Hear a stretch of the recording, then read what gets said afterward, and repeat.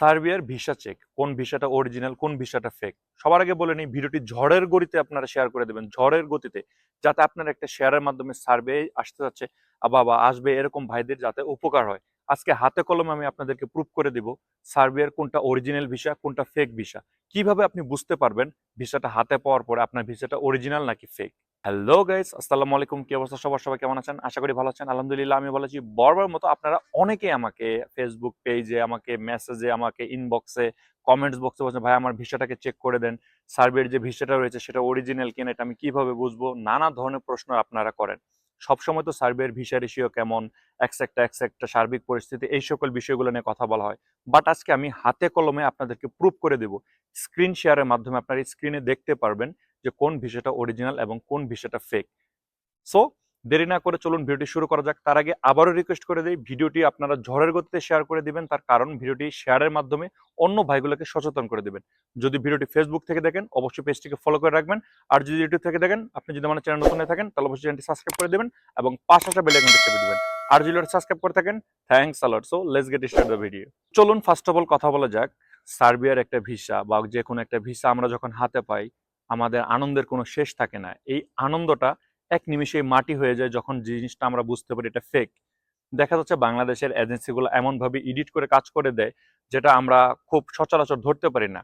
But আমি বলে নেই, আমি যে আপনাদের মাধ্যমগুলো বলবো এবং যে জিনিসগুলো বলবো এর মানে এই না যে এটা 100% কার্যকর হবে। তবে আমি আশা রাখি আপনারা যদি ফেক ভিসা এবং অরিজিনাল ভিসাটাকে পাশাপাশি রাখেন, বা আমি যে ছবিগুলো আপনাদের সঙ্গে শেয়ার করব সেই বিষয়গুলোকে বা সেই ছবিগুলো দেখে যদি আপনি মিলাতে চান আপনার ভিসাটা, আমি মনে করি 95% আপনি শিওর হতে পারবেন আপনার ভিসাটা কি ফেক নাকি অরিজিনাল।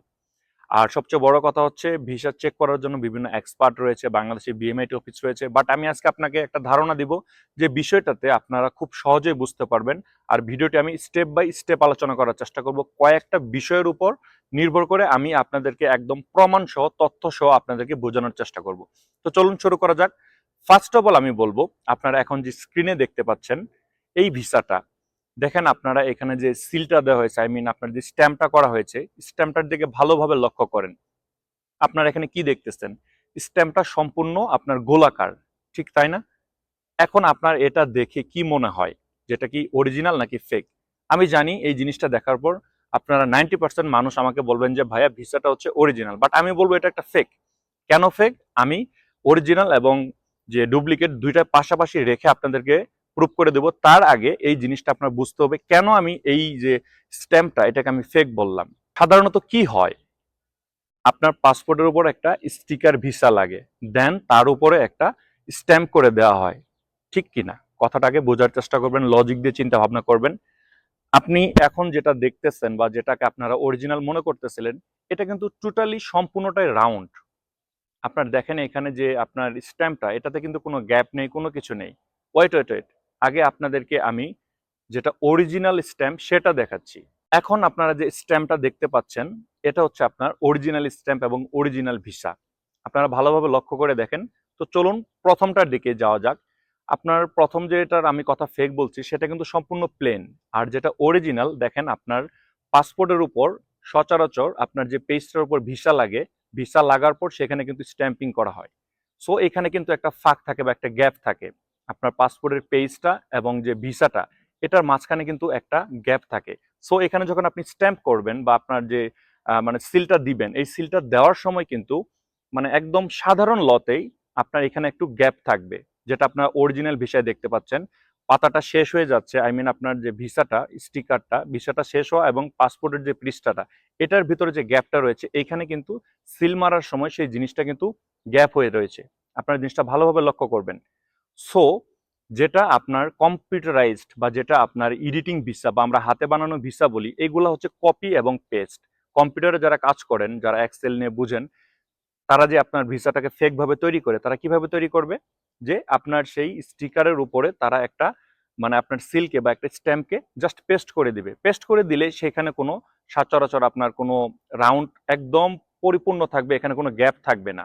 সো এটা দেখে আপনার খুব ইজিলি বুঝতে পারবেন এটা হচ্ছে আপনার ফেক। তার কারণ এখানে কোনোই গ্যাপ নাই। সচরাচর আপনি যখন স্ট্যাম্প করবেন, আপনার বারবার বলতেছি, যেহেতু আপনার ভিসাটা স্টিকার স্বরূপ আপনার পাসপোর্ট পেজের উপর লাগানো থাকে, তার উপরে স্ট্যাম্প মারলে এখানে সাধারণভাবে একটা গ্যাপ তৈরি হবে, যেটা অরিজিনাল ভিসায় আপনারা দেখতে পাচ্ছেন। আশা করি এই প্রথম বিষয়টা ক্লিয়ার। তো চলুন এবার, এত সহজেও যদি আপনি না বুঝতে পারেন বা এখানে যদি আপনি ঘাবড়িয়ে যান, তাহলে দ্বিতীয় নাম্বার অপশনটা কি? দ্বিতীয় নাম্বার অপশনটা হচ্ছে আপনার স্ট্যাম্পের কালার। স্ট্যাম্পের কালারটা ভালোভাবে লক্ষ্য করেন। যেটা কম্পিউটারাইজড করা, যেটা এডিট করা, এটার কালারটা দেখেন। আর আপনার যেটা অরিজিনাল স্ট্যাম্প বা অরিজিনাল ভিসা, সেটার কালারটা দেখেন। দুইটার ভিতর কোনো পার্থক্য খুঁজে পান কিনা?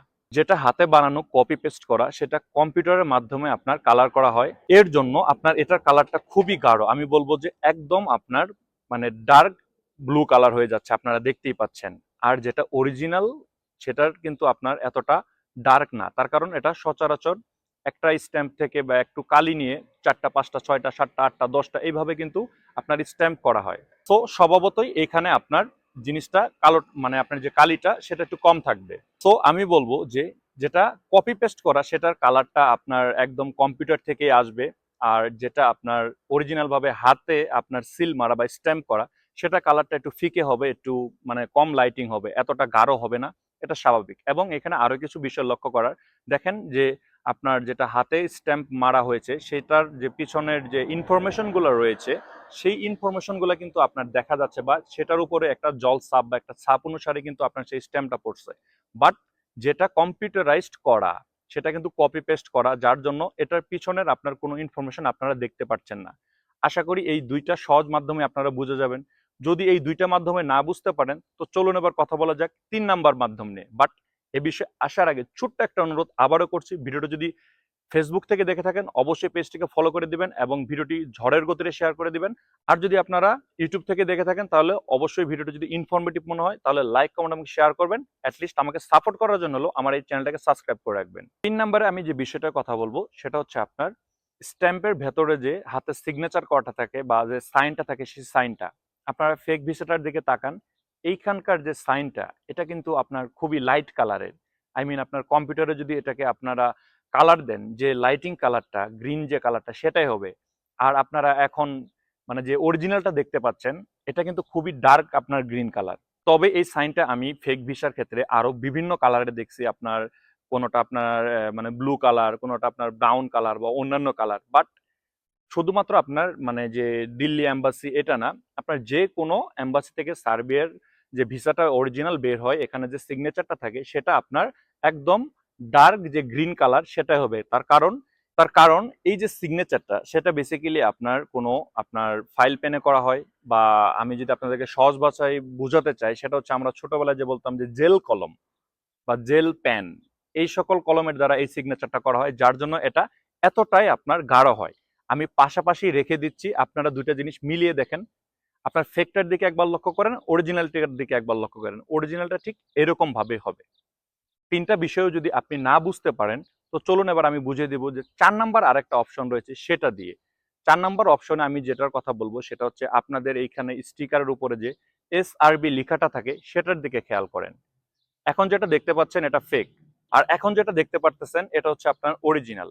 ফেকটার ক্ষেত্রে আপনার যে মানে কি বলে, আপনার যে মানে কালারটা হবে খুবই লাইট কালার। তারা যতভাবে এডিট করুক না কেন, এটা একটা লাইট কালার হয়। এবং যদি আপনার খুব ভালো এক্সপার্টরা কেউ করে, সেক্ষেত্রে এটা মানে একদম ডার্কিশ বা ব্ল্যাকিশ হয়ে যায়। বাট অরিজিনালটার কথা আমি যেটা বলবো, সেটা হচ্ছে আপনার ডার্ক ব্রাউন। এটা আপনার ডার্ক ব্রাউন হবে, কোনোভাবে এটা ব্ল্যাক হবে না, কোনোভাবে লাইট হবে না। বিষয়টা আপনারা ভালোভাবে বুঝতে পারবেন, তার কারণ আমি স্ক্রিন শেয়ার করে দিচ্ছি, আপনারা এগুলোর দিকে লক্ষ্য করেন। সো এই সকল নিয়ম অনুসারে আপনারা বুঝতে পারবেন যে আপনাদের ভিসাটা অরিজিনাল নাকি ফেক।